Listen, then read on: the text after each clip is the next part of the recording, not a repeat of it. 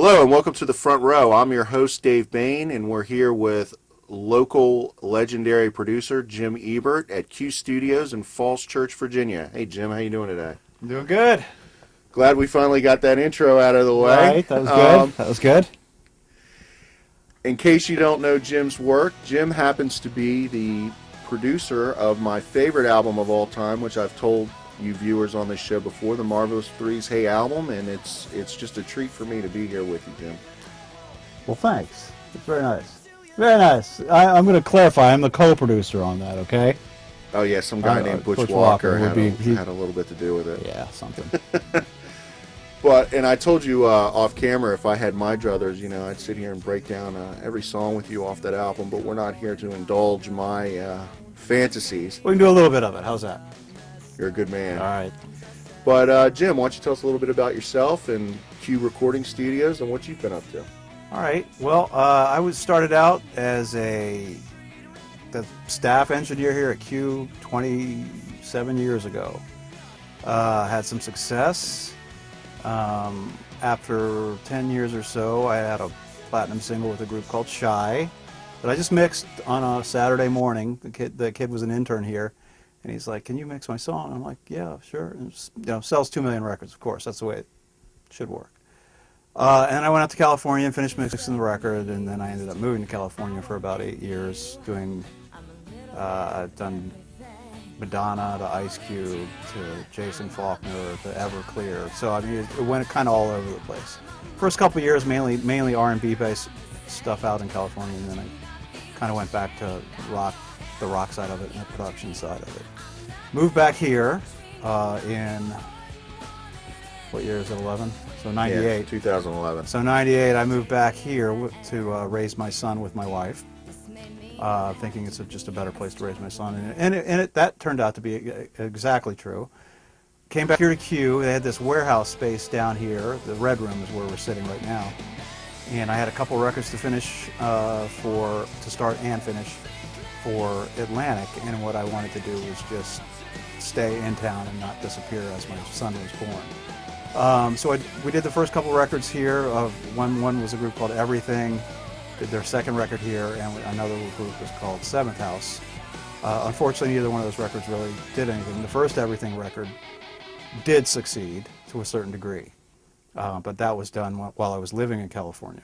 Everything was another legendary local band around here. They came from around here, right? Yes, kind of the Charlottesville, JMU, UVA, that whole Richmond as well. But we did that record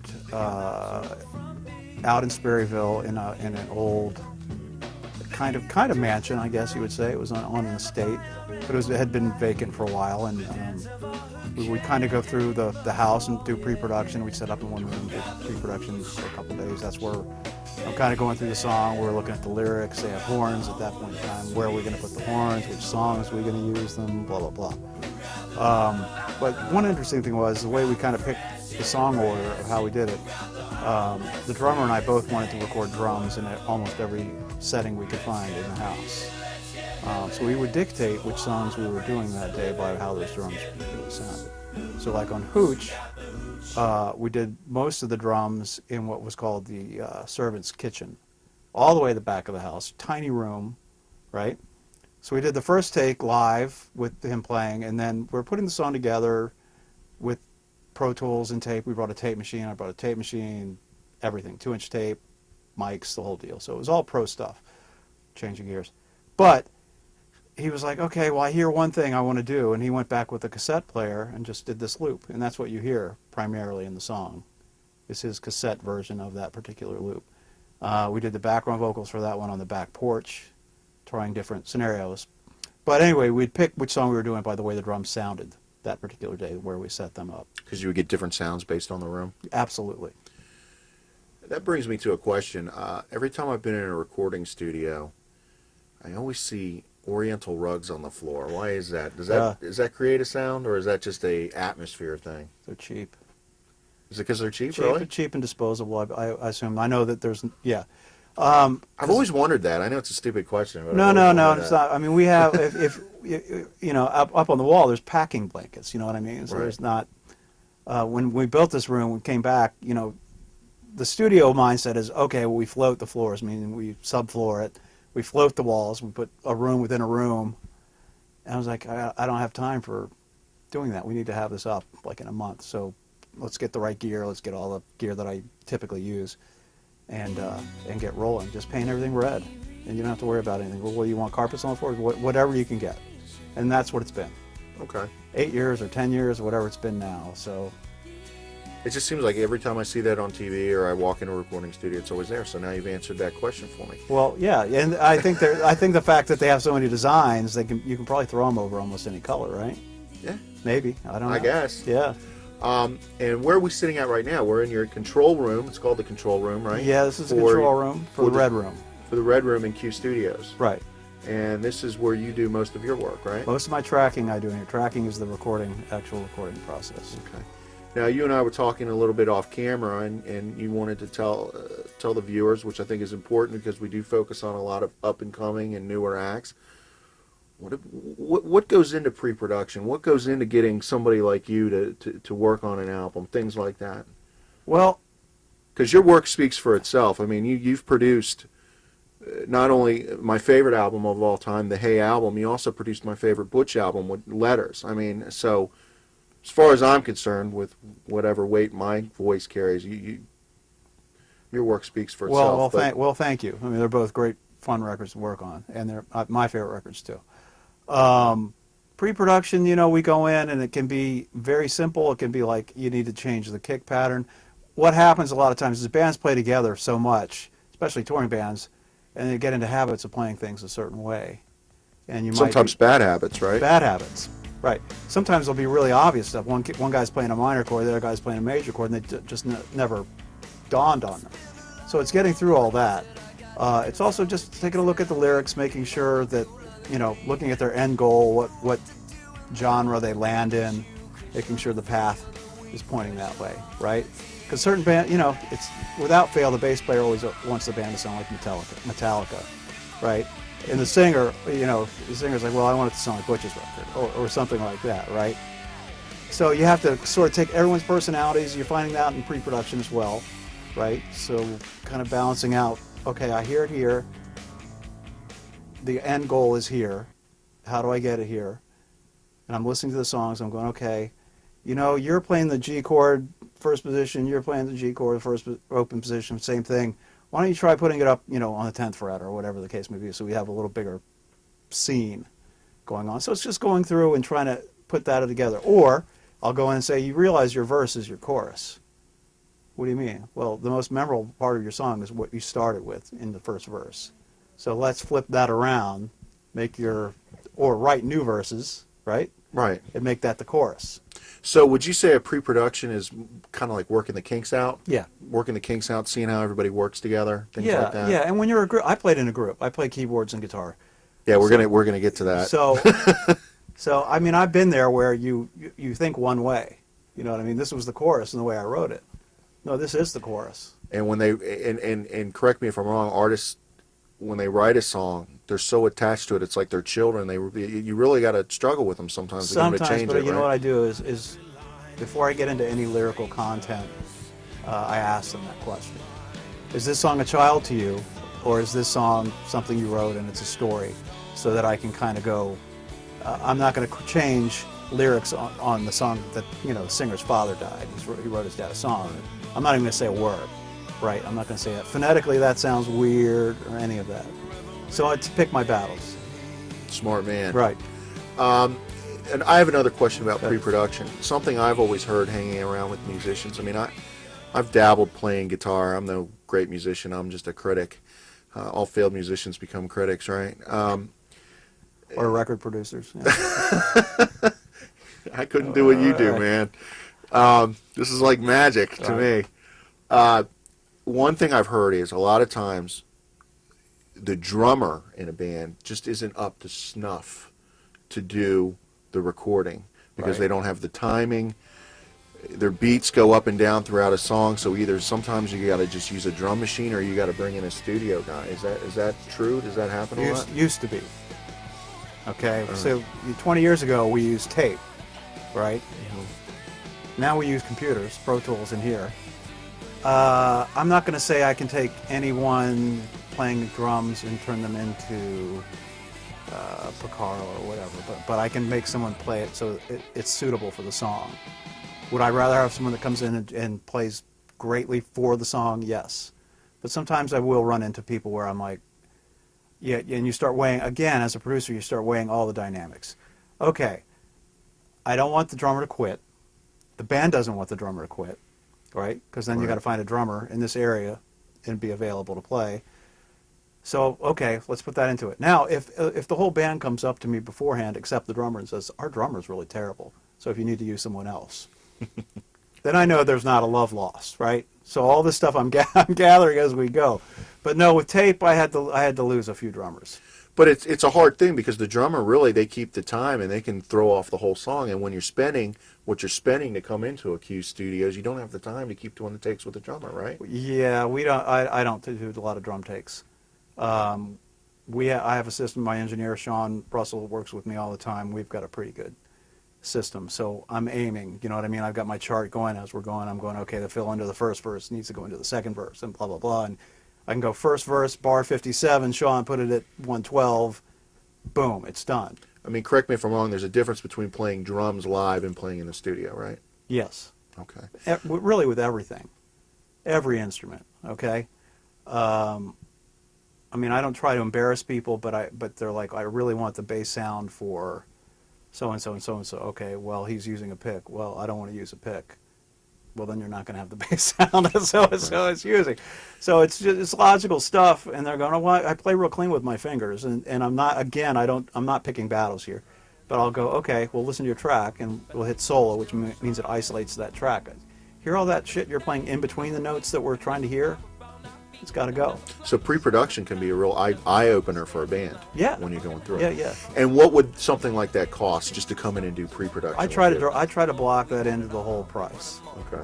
Right? So I usually go to the band's rehearsal space. Occasionally I'll have them come in here, right, to do it.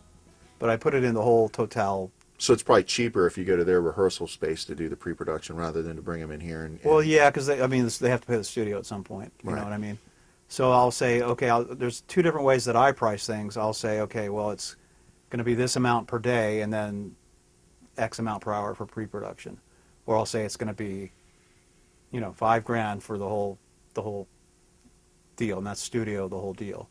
Now, I run into things with bands when I'm working with them, and they'll say, well, that seems like a lot of money. I'm going, well, $2,500 in the ballpark for one song. And I'll say, but it's going to sound like it's supposed to be on the radio. So is it really expensive? Or do you want to come in and cut it with guys you're not really comfortable with, or with an engineer whose job is really just to record things properly and not guide you, and then re-record? I've certainly saved countless projects where they started on the wrong basis. It's like building a house. You build it on a crappy foundation. You do your drum track, you don't put it in time, and then everyone comes and plays on it out of time. So, oh, well, we want to go back and fix our drums. Okay, well, we got to fix everything else, too, because everything else that was played on top of your drums that were wrong now are in the wrong microsecond spot, and it makes the whole track sound loose. So I try to give guidance, correct guidance, and just kind of looking at it and going, well, you should do it right from the beginning, and you don't really want to hand your CD to anyone with a caveat. Like, well, we did it in a day, and, it doesn't sound that great. People don't want to hear that. They don't care if it costs $100 or $100,000. They just know if they like it, right? Yeah. Put it in your CD player. I like it. I don't like it. It sounds like crap. Oh, well, they recorded it for $100. Then people don't think that way. No, they think of what does it sound like. Right. So you started with pre-production, Right. And that's the first thing you do. What's the next step? Walk me through. If I'm in a band and I'm coming to you and say, Jim, we got it going on.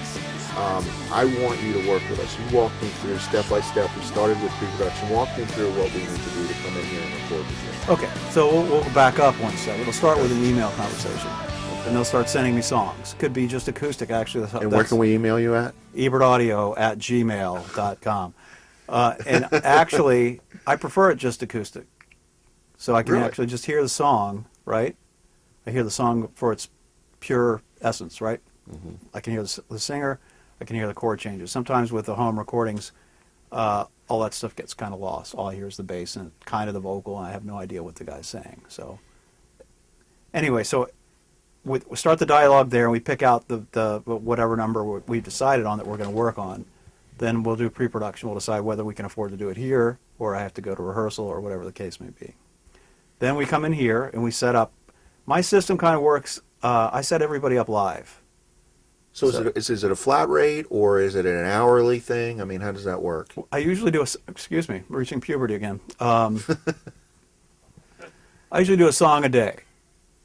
Okay, and that's bottom to top. I don't mix it, and you're looking in the neighborhood of between $13 and $15 to $100, depending on how many days you book. Does that make sense?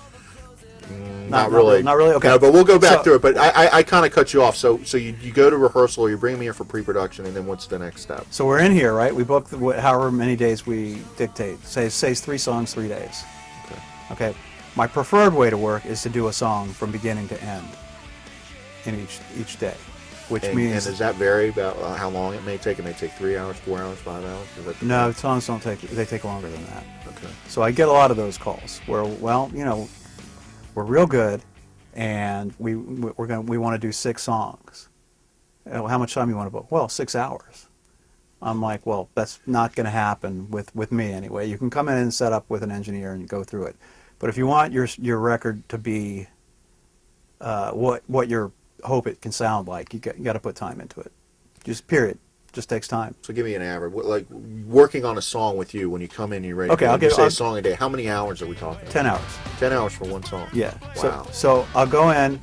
This will be the typical day for, let's go rock. Okay, a rock band that wants to sound like they're appropriate on DC 101 or whatever the case may be. So we're in pre-production. Is pretty much done, but you might hear stuff in here that you didn't quite pick up. So we'll clear that out, right? We'll record the band live with ClickTrack to what we call the grid in Pro Tools, so that I can line them up. And what that means. I've always wanted to know, what is a click track? Explain to me. Okay, a click track is a metronome. That's what I thought. Yeah, it's a metronome. So, and they have them in. But I didn't want to sound like an idiot. That's okay. That. No. So in the system, there's different metronome settings. So let's say the band's playing and they're tired because they're all hungover or whatever the case may be. I'll be, we were kind of doing that at 102 in rehearsal, and we're at 98 today. So let's move it up a little bit, and they have to play to it, right? So it's running in their head. So the drummer is the key guy at this point, right? I've got to get him down. Got to get his parts down. I've got to take notes of where there's a mistake or where there's something we need to change or whatever. So once I get him recorded, we do typically 3 takes, right? I give him 3 shots at the song. And this is live. This is when you're. The whole band's playing. Okay. So everyone kind of knows what's working and what's not, right? So and this also gives me time to listen to what other people are doing a bit under the microscope, right? Mm-hmm. So the drums are done. Okay, we got the drums. Okay, I look at Sean, my engineer. We edit out the drums the way we want them to. And now we typically, about 70% of the time, we do what's called quantizing the drums, which means we're putting the drums pretty much in exact time, which you can do in 2 different programs in Pro Tools. And it's much easier now when you can do it with a computer versus before when you were saying with I had Dave. to fire people, right? You had to have a good drummer or fire people. Right. And now you can kind of manipulate. And you go, well, isn't that kind of cheating? Well, yeah, but... Whatever. Yeah, whatever. So, because people are like, well, why do records sound so good? And a large percentage of what we hear now on the radio, the timing is spot on. And you're like, well, that shouldn't matter. It matters a lot. I mean, mixing, everything gets a lot clearer when the timing is locked down. Right. And and it just opens other doors for you later if you want to do remixes or anything else. Everything's locked down. You can just fly stuff all over the place in your remix. Flying means moving section to section or whatever the case may be. Right. So anyway, so we're recording, right? Okay, we've done the drums, they're locked down, they're quantized. I bring the bass player back in, even though he's already played, but now I'm going to have him play with the drum track that's locked down. 2 things happen here. I've listened to what he's playing in the other room, and I've listened to what could be a bad habit or not, right? As we're tracking the drums. Right. Okay, and I'm also hearing lines in my head. Maybe we should do a fill into this section, or maybe we should do a bass line into this section. Maybe you should slide here. And then we go through and do the bass track. So this usually puts us at about 4 o'clock. Starting at 11, we're by about 4, we've done the bass and drums. And then I'll have the guitar player, or if the singer's like, I can really sing this right now, I really feel like I can sing it, I'll sing it, you know. And you'll have the singer then just sing back to the track, not Yeah. with the rest of the band? well, he'll be hearing the proper bass and drums, and the guitars might be a little loose because they're not Okay. perfectly on the grid. And I'll say, you know, the guitars aren't perfect. Can you still do it? And he'll say yes or no. Okay. But because what's happening is my theory in my head is I have him singing while we're cutting the rough track, right? So he's warming up. So he might be perfect at 4 o'clock, or he might need to break and go, you know, have a beer or whatever, and come back and do it. Okay. There's a couple of reasons I like to do song at a time. Keeps your focus on that song, right? Some records you have to do it a different way because the drummer's only available a certain time. So I'll have to do all 5, 6 songs drum tracks. But I'm not smart enough to keep all that in my head, right? It's like I've got 5 songs of pre-production and he's cutting. Am I missing anything? Probably. Is it going to affect sales? Probably not. But I like to go one song at a time, keep my head right on that. So what do you do after? What's the next step? Guitars, which I use, you know, people are like, well, why don't you just plug into one of the programs in your computer? Well, because they sound like crap. So I'm a big tube amp guy. We run, you know, Vox amps, Marshalls, Wagners, whatever. We do all the guitar tracks. We talk about parts. Some of them we did at pre-production. Some of them we'll throw out here. I'm like, we need an octave line that goes in, answers this line or whatever to keep the track moving. And then the next step would be probably the lead vocal or percussion of sorts if we're going to do that. And let's just start doing a little candy, random. And the other thing is if we have a few days set up, everything is set up in here. Keyboards are set up, you know, so I can run over and say, hey, I got this idea. You know, we'll put it out, throw it on there, even if it's just temporary, right? So we can keep moving forward, working on the song that we're trying to get. Now I'm going to change topics because some bands will come in. None of the national bands that I've worked with ever have asked me this, but the more of the local bands, like, we can't do that live. And I say, So what? Right? I say, I don't care, right? I say it a little rougher than that, but for TV, I'll keep it at I don't care.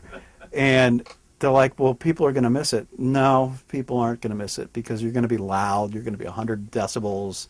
You're going to have the visual of you guys playing up there. I don't have any of that. I got to keep people interested for 4 minutes of your track. You know, that's a very interesting point. I've never thought of it that way, but what you're saying to me makes perfect sense. When Right. you're in with a band live, Right. you're drinking, you're partying, you're having a good time, you're talking to friends, you're not listening for those little nuances. But like you say on a record, you got to keep my attention because all I have are my ears, Right. not my other senses. Right. That's an interesting. I've never heard it put that way before. Yeah, It makes a lot of because sense. it's like, but where are we going to get the synth sweep that goes into the second chorus? I'm like, no one's Who going to care. cares? Do a pick slide on your guitar, and no one will Yeah. know the difference. There's ways around it. Yeah, And then you yeah. look at groups. You know, I bring out Queen all the time because I'm like, listen to their records. They still kill you live, and there's only 4 of them, right? Good point. Good You know, point. on their record there's 100 vocals and there's 98 guitars and, you know, the whole deal. But when you go live, they're just it's bass, drums, guitar, and Freddie, Yeah. and they were killing you. Yeah. So what's the next step? You've gotten all the instruments tracked or right, recorded, it's all tracked. We're listening to it. We're all giving each other high fives, saying and how you're great we putting are. in the extras, the little fillers, The or little whatever stuff here and there. Then what do you do? It's usually the end of the night, so we drink. So there's not any more mixing or anything else that goes Eventually, in but I don't mix the same night because I've just listened to sound for 10 hours. because you want to sit with it, let it Yeah, register. yeah. And a lot of times that proves to be invaluable. Because you come back and you have fresh ears at Yeah, that point. yeah, and you listen to it, and you know the arrangement's a little off. So you can go in the Pro Tools now, and you can change the arrangement. Now, Right. you said you come in, you do pre-production, you're here for 10 hours doing one song. You may go back and mix it later or change things later. Is that an extra fee or is that all inclusive? I mean, how does the It goes pricing both ways. So I'll do what's called all-in pricing, where I'll just charge for the song, no matter what it takes. Right. Right. And then if we do it the other way, where it's a day rate, then I'll just charge an hourly rate for mixing. How do you decide what you're going to charge somebody? Whether you're going to charge them a day rate or a song rate, or how does that work? Whichever one works best for the artist and me. So, I mean, no. Here's this happens a lot too. So, a group will come in and I'll ask them, well, what do you want to budget to do this? And I'm not trying to pull the most money out of them. I want to know so I have a running clock in my head, right? Mm-hmm. So if they say we need to get this song done in a day and a half, I know where my pacing is. I know that I can spend an hour on that guitar part as opposed to 30 minutes, right? So I have this other clock. So I get some bands are like, well, don't tell Jim we have $20,000 to do the record. Just tell him we have $5,000 to do the record. I don't care if you have 20 or 5. It's the same to me either way around. Time is time, right? Right. So if you want to be able to spend 3 hours on your guitar, I need to know that, right? I need to know. So it's almost like a negotiation. Well, it's a negotiation of time, right? So they sit down with you and you go, this is what we want. And you go, okay, I can do it for this. Okay, well, maybe we'll cut this out. I mean, does it work that way? Sometimes. So, but again, we'll have less cowbell to knock off $500. Does it work that way? Never enough cowbell. I say that because Blue Oyster Cult's playing right across the street tonight. Okay, explore the space. No, so I mean, it seems to always work out at a song a day. There's some groups that will come in, and we need a day and a half just because we do, right? They want the extra time to get certain things, tones, whatever, amps. That amp wasn't available when we cut the track. They now have access to it. So sometimes you can't control certain aspects. So essentially, what you're telling me is, if a band wants you, right? Jim Ebert, they're screwed. But yeah, you're not going to do all right, come in, we'll just record 6 songs, I'll charge you by the hour. That's not your style. You're going to sit there and you're going to help develop their song and develop their sound. Yeah. You're not one of these guys that's just going to be like, okay, 6 hours, let's go. That's not the way to make music. You know what I mean?